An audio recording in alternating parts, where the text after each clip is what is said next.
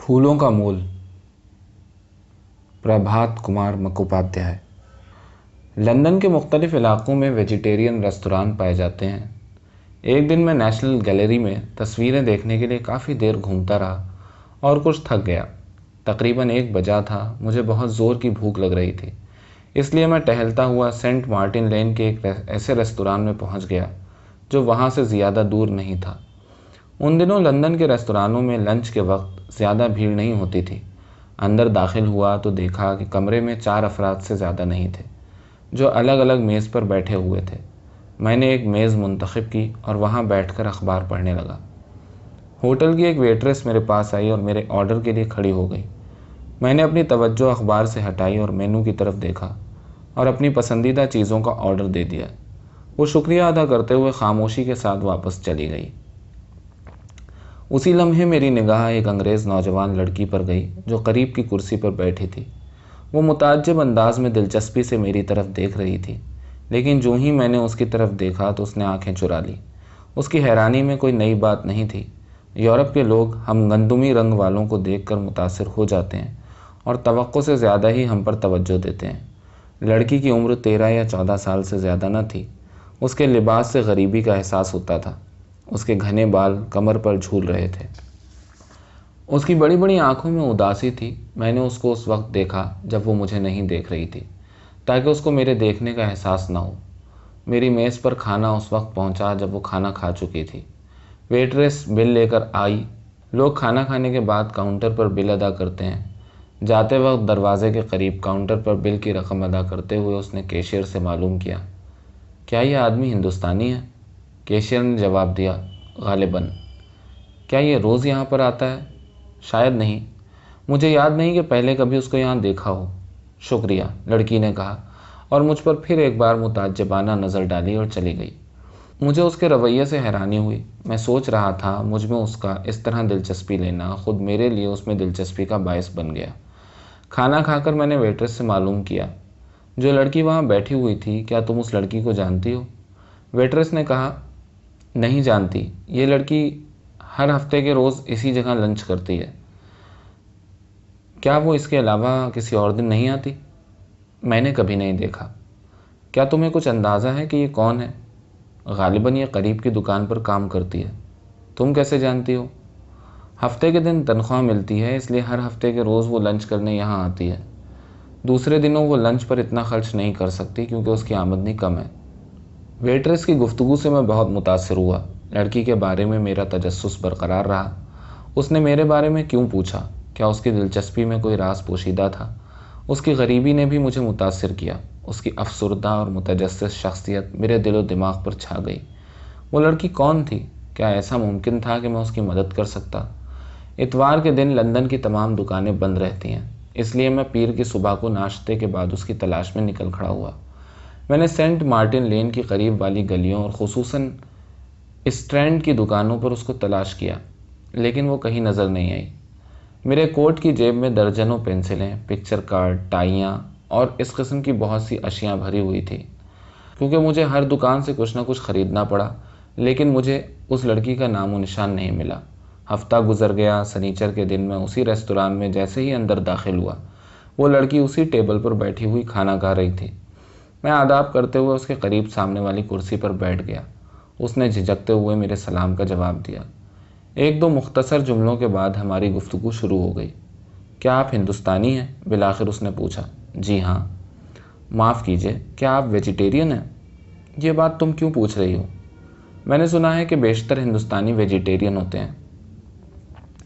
تم ہندوستان کے بارے میں کیسے جانتی ہو؟ میرے بڑے بھائی ہندوستان میں رہتے ہیں، وہ فوجی ہیں۔ میں کوئی خاص ویجیٹیرین نہیں ہوں، میں نے جواب دیا۔ البتہ کبھی کبھی ذائقہ تبدیل کرنے کے لیے ویجیٹیرین کھانا کھا لیتا ہوں۔ لڑکی مایوس سی نظر آئی۔ میں سمجھ گیا کہ بڑا بھائی ہی اس کا واحد سرپرست ہے اور وہ اپنی بوڑھی بیوہ ماں کے ساتھ لیمبت میں رہتی ہے۔ کیا تمہاری اپنی بھائی سے خط و کتابت رہتی ہے؟ بہت عرصے سے ان کا کوئی خط نہیں آیا۔ لوگ کہتے ہیں کہ ہندوستان میں بہت سے چیتے اور سانپ ہوتے ہیں اور بخار کی وبا بہت عام ہے۔ مجھے اندیشہ ہے کہ کہیں کوئی ایسی ویسی بات تو نہیں ہو گئی۔ کیا یہ بات صحیح ہے کہ ہندوستان میں چیتے، سانپ بہت ہوتے ہیں اور بخار کی وبا عام ہے؟ नहीं, मैं मुस्कुराया। अगर ऐसा होता तो लोग वहाँ जिंदा कैसे रहते? लड़की ने ठंडी सांस ली और कहा, मेरी माँ किसी हिंदुस्तानी से इन बातों के बारे में पूछना चाहती थी। क्या कोई ऐसा हिंदुस्तानी मिल सकता है? लड़की ने मेरी तरफ मुल्तजियाना नज़रों से देखते हुए कहा। मैं उसके दिल की बात समझ गया। वो मुझे अपनी माँ से मिलवाना चाहती थी। उसकी इतनी हिम्मत ना हो सकी कि वो मुझे अपने साथ चलने के लिए कह सके। उसकी बात सुनकर मुझे उसकी फ़िक्रमंद माँ से मिलने की ख्वाहिश शिद्दत से होने लगी। इससे पहले मुझे किसी गरीब अंग्रेज़ घराने में जाने का इत्तेफाक नहीं हुआ था। मैं उस मुल्क के गरीब आवाम की ज़िंदगी और उनके ख़यालात के बारे में जानना चाहता था। क्या तुम कभी मुझे अपनी माँ से मिलाओगी? क्या मैं किसी दिन तुम्हारे साथ घर चल सकता हूँ? उसकी आंखें तशक्कुर आमेज़ अंदाज में उठीं और उसने कहा, बहुत शुक्रिया। क्या आप इस वक्त ज़हमत कर सकते हैं? बड़ी खुशी से। मेरे साथ चलने में आपका कुछ हर्ज तो नहीं होगा? नहीं, बिल्कुल नहीं। आज शाम को मैं बिल्कुल खाली हूँ। लड़की खुश हो गई। अपना खाना ख़त्म कर लेने के बाद हम लोग उठ खड़े हुए। रास्ते में मैंने उससे पूछा, तुम्हारा नाम क्या है? मेरा नाम एलिस मार्गरेट किलफर्ड है। अरे, क्या तुम एलिस इन वंडरलैंड वाली एलिस हो? मैंने मजाकन पूछा। वो कौन है? उसने चौंकते हुए कहा। मैं हैरान रह गया क्योंकि मुझे यकीन था कि हर अंग्रेज़ लड़की ने इस किताब को ज़रूर पढ़ा होगा। बहुत अच्छी किताब है। क्या तुमने उसको नहीं पढ़ा? नहीं, मैंने ये किताब नहीं पढ़ी। अगर तुम्हारी माँ को एतराज़ ना हो तो मैं ये किताब तुम्हें पेश करना चाहता हूँ। हम लोग मज़े से बातें करते हुए सेंट मार्टिन चर्च से होते हुए चेरिंग क्रॉस स्टेशन पर पहुँच गए। इस ट्रेन के पास दोनों जानिब डबल डेकर बसें आ जा रही थीं। बेशुमार टैक्सियाँ भी मौजूद थीं। हम टेलीग्राफ ऑफिस के सामने रुक गए। मैंने कहा, हम यहाँ वेस्ट मिनिस्टर को जाने वाली बस का इंतज़ार करें? लड़की ने पूछा। अगर आपको एतराज़ ना हो, क्या आप पैदल चलना पसंद करेंगे?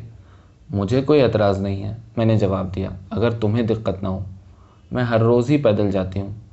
अब मुझे उससे पूछने का मौका मिल गया कि वो कहाँ काम करती है।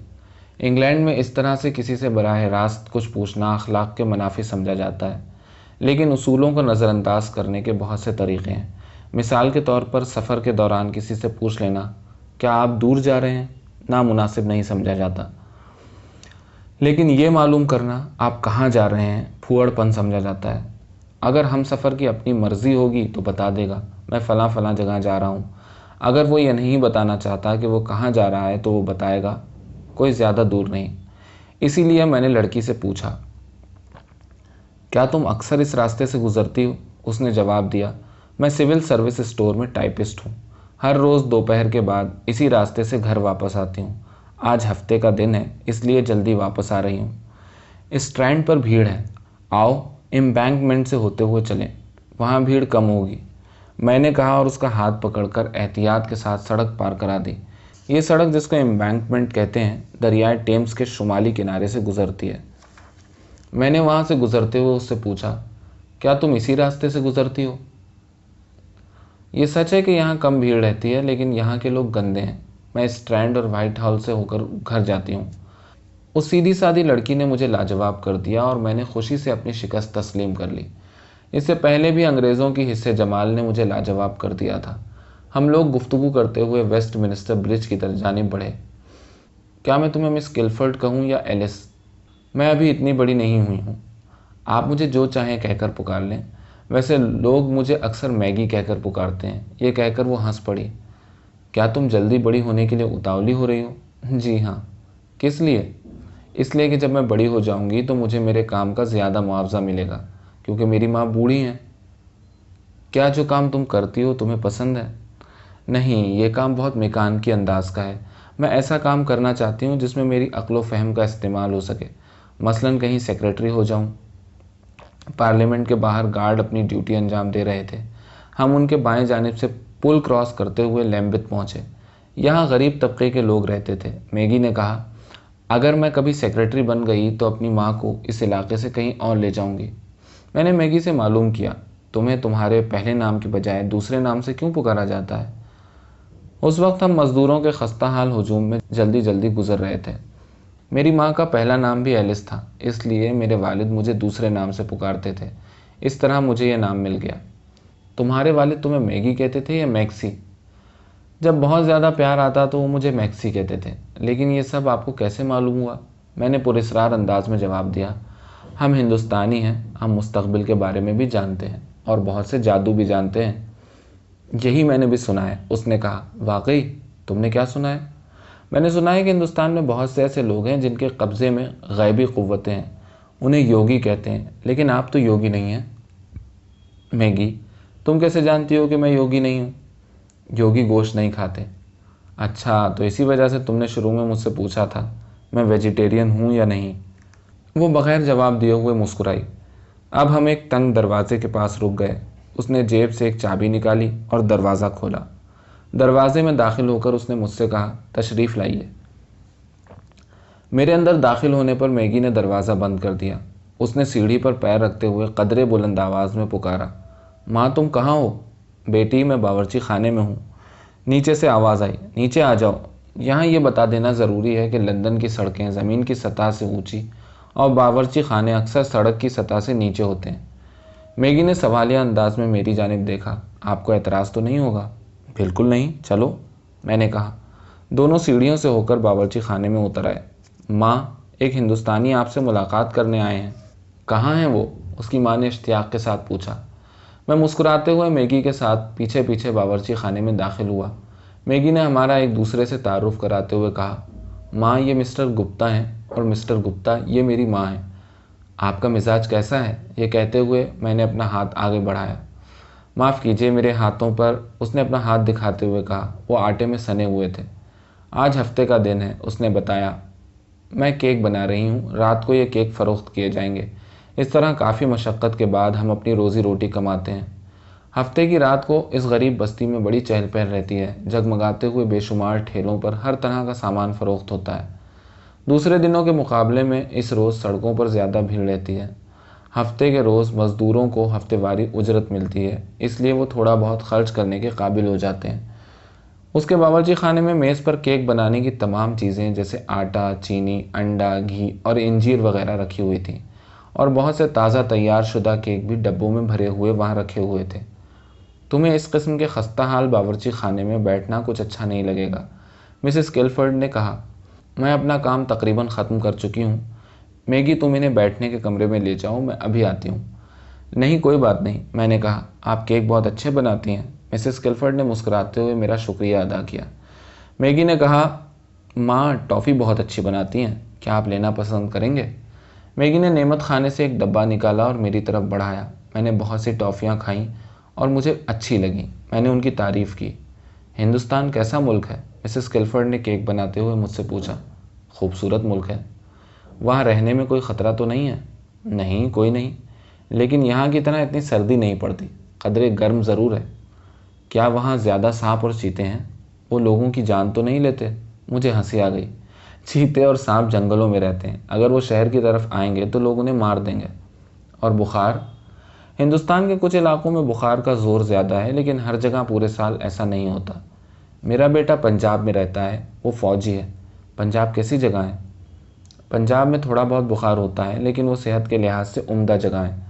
مسز کلفرڈ نے خوشی کا اظہار کیا۔ مسز کلفرڈ اپنا کام ختم کر چکی تھی۔ میگی، مسٹر گپتا کو اوپر لے چلو، میں ہاتھ دھو کر ابھی چائے لاتی ہوں۔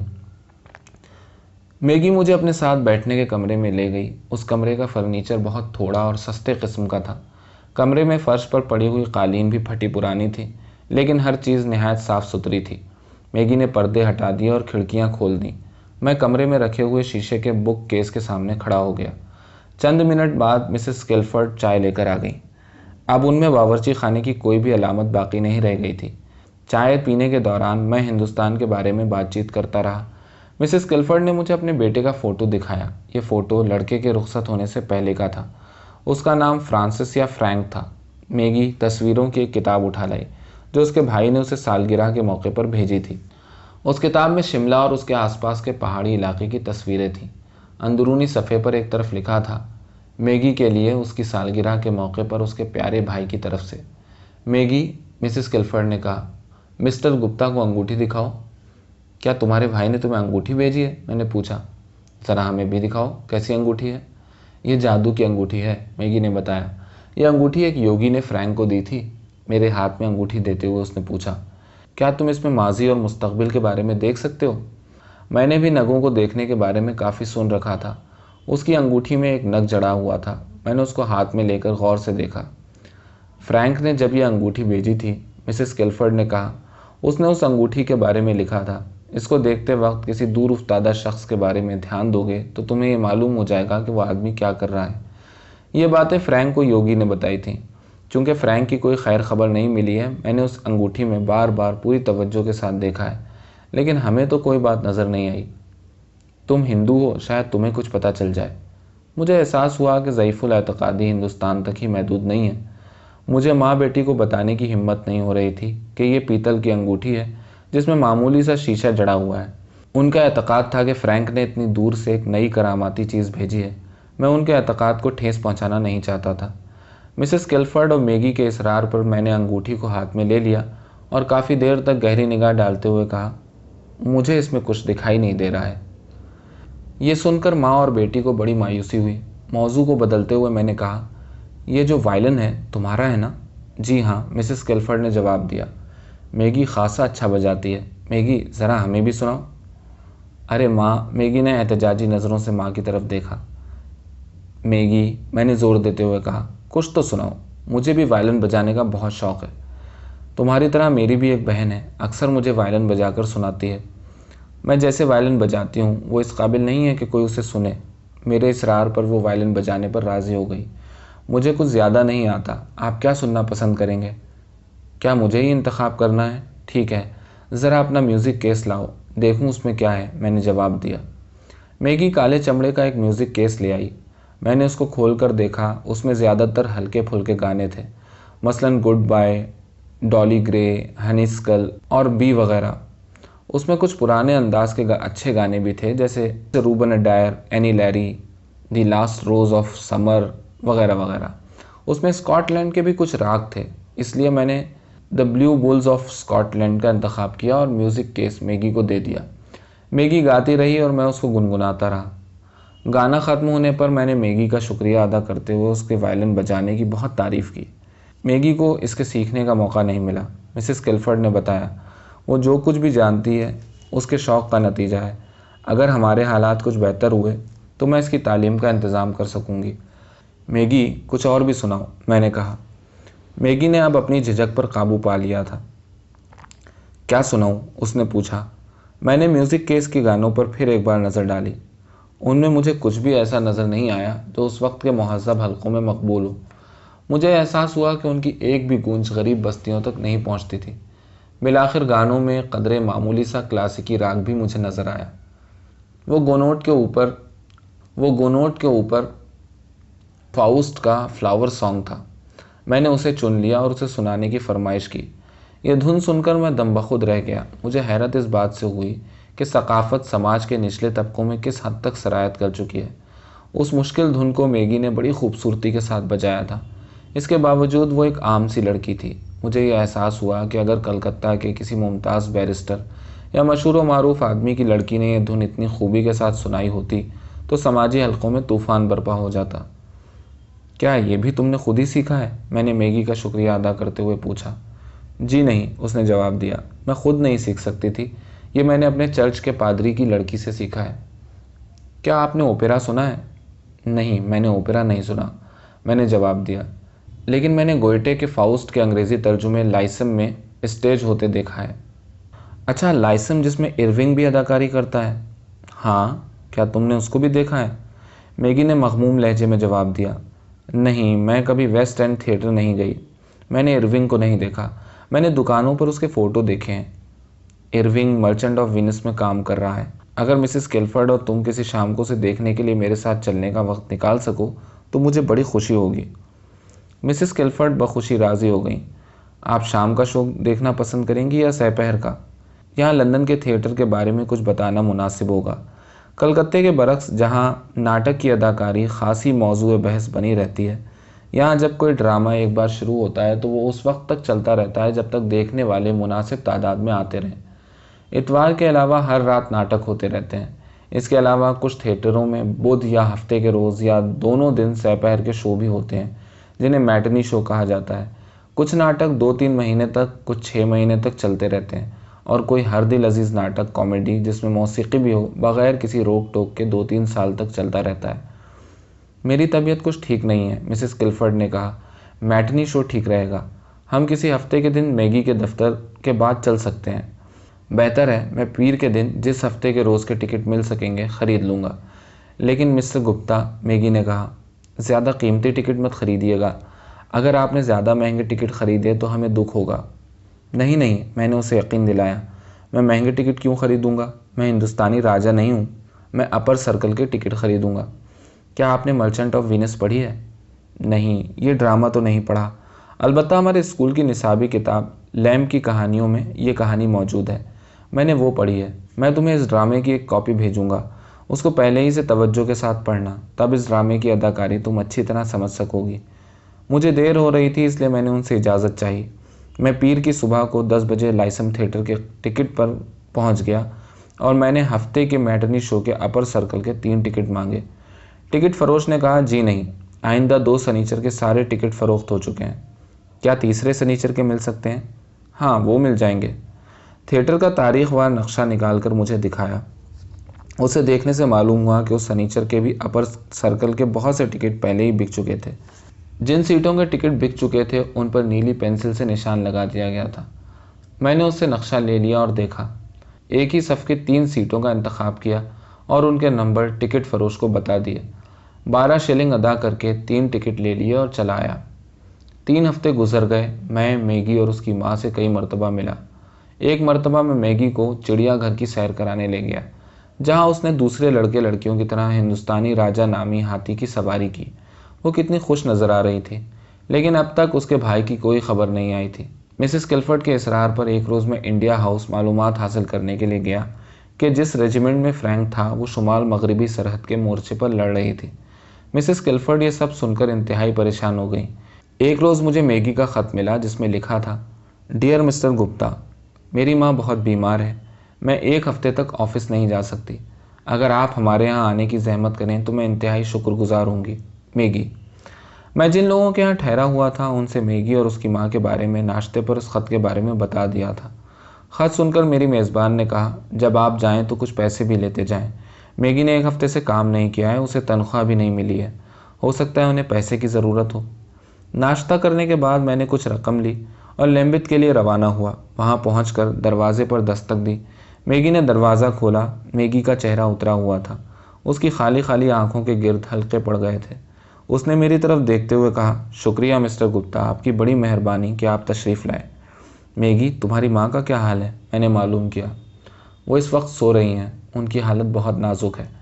डॉक्टर का कहना है कि फ्रैंक की फ़िक्र में मुब्तला रहने की वजह से उनकी हालत ज़्यादा ख़राब है। अभी तक फ्रैंक की कोई खबर नहीं आई। मुझे खदशा है वो शायद ज़्यादा दिन जिंदा ना रहें।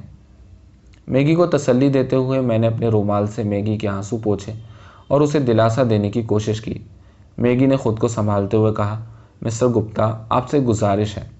क्या बात है मैगी? मैंने पूछा। अंदर आइए, वहीं बताऊंगी, उसने जवाब दिया। हम दबे पांव बैठने के कमरे में दाखिल हुए ताकि हमारे पैरों की आवाज़ से मरीज़ा की नींद में खलल न पड़े। कमरे के वसत में पहुंचकर मैं उसकी तरफ मुड़ा और ख़ामोश खड़ा हो गया। मैंने अपना सवाल दोहराया, मैगी क्या बात है? मैं देखता रहा, फिर वो हाथों से अपना चेहरा ढाँप कर रोने लगी। मैं कशमकश में था। मैं उस लड़की को किस तरह से तसल्ली दे सकता था? उसका भाई सरहद पर जंग कर रहा था। सिर्फ खुदा ही जानता था कि वो ज़िंदा है या मर गया। दुनिया में उसकी माँ के सिवा और कोई नहीं था। अगर उसने माँ को भी खो दिया तो वो क्या करेगी? ये लड़की जो अभी जवानी में कदम ही रख रही है, लंदन में कहाँ जाएगी? मैंने उसके मुंह से हाथ हटाते हुए कहा, मैगी, मुझे बताओ तो, तुम मुझसे क्या चाहती हो? अगर मैं तुम्हारी किसी तरह से मदद कर सका तो मुझे पशुपेश ना होगा। मिस्टर गुप्ता, लड़की ने कहा, मैं नहीं जानती कि जो गुजारिश आपसे करने जा रही हूँ आप उसका क्या मतलब लेंगे। अगर कोई बात बुरी लगे तो मुझे माफ़ कर दीजिएगा। क्या बात है? तुम क्या पूछना चाहती हो? कल तमाम दिन माँ कहती रही कि अगर मिस्टर गुप्ता अंगूठी के रंग में देख लेते तो शायद फ्रैंक के बारे में कुछ पता हो जाता। वो कह रही थी कि मिस्टर गुप्ता हिंदू हैं, काश वो आ जाते। इसीलिए मैंने आपको ख़त लिखा। अगर तुम ये चाहती हो कि मैं दोबारा कोशिश करूं, तो अंगूठी ले आओ, मैं उसको दोबारा से देख लूँगा। मैं समझ गया मैगी का क्या मतलब है और ख़ामोश हो गया। मिस्टर गुप्ता, मैंने किताबों में पढ़ा है कि हिंदू सच्चाई के बेहद पुजारी होते हैं। अगर आप एक बार देखकर माँ को बता दें कि फ्रैंक ज़िंदा है और ठीक है, کیا یہ کوئی زیادہ جھوٹ ہوگا؟ کیا اس میں کوئی زیادہ برائی ہوگی؟ یہ کہتے کہتے اس کی آنکھوں سے آنسو بہنے لگے۔ میں نے سوچا کہ میں بہت زیادہ نیک آدمی تو نہیں ہوں، مجھ سے بھی بہت سے گناہ سرزد ہوئے ہوں گے، اور پھر یہ معمولی سا گناہ ہے۔ میگی، رو مت، انگوٹھی کہاں ہے؟ مجھے اس مرتبہ انگوٹھی ٹھیک سے دیکھنے دو۔ اگر مجھے اس میں کچھ نظر نہ بھی آیا تبھی میں جیسا تم کہہ رہی ہو ویسا ہی کروں گا۔ اگر میرا یہ عمل غلط ہوگا تو خدا مجھے معاف کرے گا۔ میگی انگوٹھی لے کر آ گئی۔ میں نے کہا، ذرا دیکھو کہ ماں جاگ رہی ہیں۔ 15 منٹ بعد میگی واپس آئی۔ اس نے بتایا کہ ماں جاگ رہی ہیں۔ میں نے آپ کے آنے کی اطلاع انہیں دے دی ہے۔ کیا اب میں ان سے مل سکتا ہوں؟ تشریف لائیے۔ میں اس کی ماں کے پاس گیا۔ انگوٹھی میرے ہاتھ میں تھی۔ ماں کو سلام کر کے میں نے کہا، مسز کلفرڈ، آپ کا بیٹا زندہ ہے۔ بوڑھی عورت نے تکیے سے سر کو قدرے اٹھاتے ہوئے کہا، کیا تم نے یہ بات انگوٹھی میں دیکھی ہے؟ انہوں نے پوچھا۔ ہاں مسز کلفرڈ، میں نے بغیر کسی جھجک کے جواب دیا۔ میں نے اس نگ میں دیکھا ہے۔ انہوں نے اپنا سر تکیے میں رکھ لیا۔ ان کی آنکھوں میں خوشی کے آنسو امڈ آئے۔ انہوں نے ہلکے سے کمزور آواز میں کہا، خدا تمہارا بھلا کرے۔ مسز کلفرڈ صحت یاب ہو گئیں۔ میرے ہندوستان جانے کا وقت قریب آ گیا تھا۔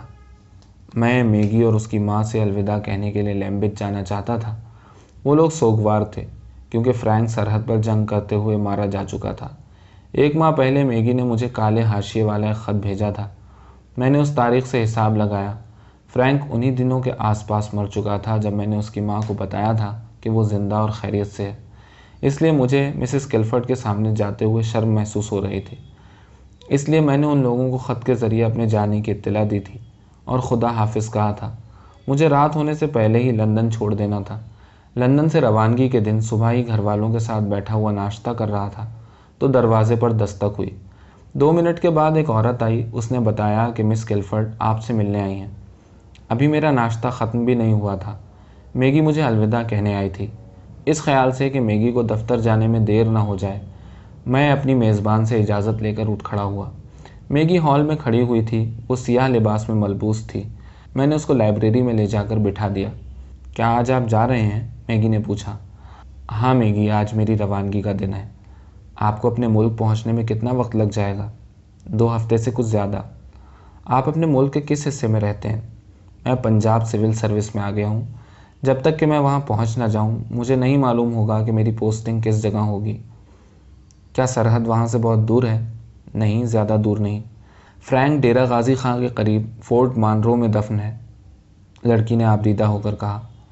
میں جب بھی اس علاقے میں جاؤں گا تمہارے بھائی کی قبر پر ضرور جاؤں گا اور تمہیں اس کے بارے میں لکھوں گا۔ میگی نے پوچھا، کیا آپ کے لیے یہ سب زحمت یا پریشانی کا باعث تو نہیں ہوگا؟ نہیں، ایسا کچھ نہیں۔ جہاں میں رہوں گا وہاں سے ڈیرہ غازی خان زیادہ دور نہیں ہے۔ کسی نہ کسی دن میں وہاں جاؤں گا۔ میں تمہیں ضرور لکھوں گا اور اس کے بارے میں بتاؤں گا۔ میگی کے چہرے پر تشکر آمیز جذبات ابھرے۔ میرا شکریہ ادا کرتے ہوئے اس کی آواز گلے میں رند گئی۔ اس نے اپنی جیب سے 1 شلنگ کا سکہ نکالا اور میرے سامنے میز پر رکھتے ہوئے کہا، اس شلنگ کے پھول خرید کر میری طرف سے میرے بھائی کی قبر پر چڑھا دینا۔ جذبات سے مغلوب ہو کر میری آنکھیں جھک گئیں۔ اس لڑکی نے کتنی جانفشانی سے شلنگ کمایا ہوگا۔ اسی خیال سے اس کو شلنگ واپس کرنا چاہا کہ ہمارے ملک میں بے شمار پھول کھلتے ہیں، اس لیے انہیں خریدنے کی کوئی ضرورت نہیں۔ لیکن میں نے ایک بار پھر سوچا، میں اس کو اس خوشی سے کیوں محروم کروں جو اسے اس قربانی کے ذریعے میسر آئے گی۔ اس شلنگ سے اسے جو کچھ مل سکتا تھا وہ بھائی کی محبت میں اس سے کنارہ کش ہو رہی تھی۔ یہ خوشی اس کے لیے دنیا کی ہر چیز سے زیادہ قیمتی تھی۔ اس سے اس کے دل کا بوجھ کچھ ہلکا ہوگا۔ اس خوشی سے محروم کرنا کون سی اچھی بات ہوگی، اس لیے میں نے وہ شلنگ اٹھا لیا۔ میں نے کہا، میگی، میں اس شلنگ کے پھول خرید کر تمہارے بھائی کی قبر پر چڑھا دوں گا۔ میگی اٹھ کھڑی ہوئی۔ آپ کا شکریہ ادا کرنے کے لیے میرے پاس الفاظ نہیں ہیں، اس نے کہا۔ میرے کام پر جانے کا وقت ہو گیا ہے۔ خدا حافظ۔ خط لکھنا نہ بھولنا۔ میں کھڑا ہو گیا اور اس کا ہاتھ اپنے ہاتھ میں لیا اور خدا حافظ کہا۔ خدا تمہیں خوش رکھے میگی، میں نے کہا اور اس کے ہاتھوں کو چوم لیا۔ میگی رخصت ہو گئی۔ میں نے اپنی آنکھوں سے آنے والے آنسوؤں کے قطروں کو پونچھا اور سامان باندھنے کے لیے اوپر چلا گیا۔ ترجمہ ڈاکٹر ضیاء الرحمن صدیقی۔